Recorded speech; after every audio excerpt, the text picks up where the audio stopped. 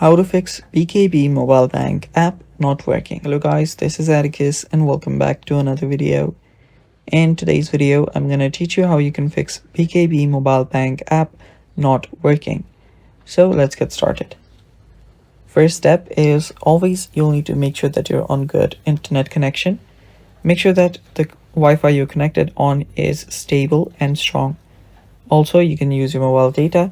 Make sure you're on a place with good network connection.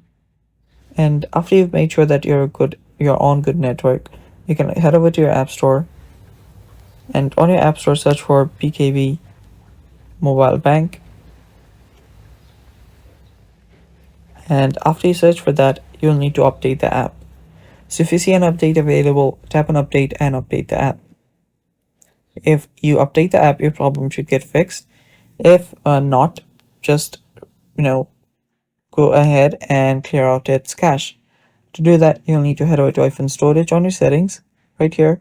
To get over there, first go to general, then navigate to iPhone storage.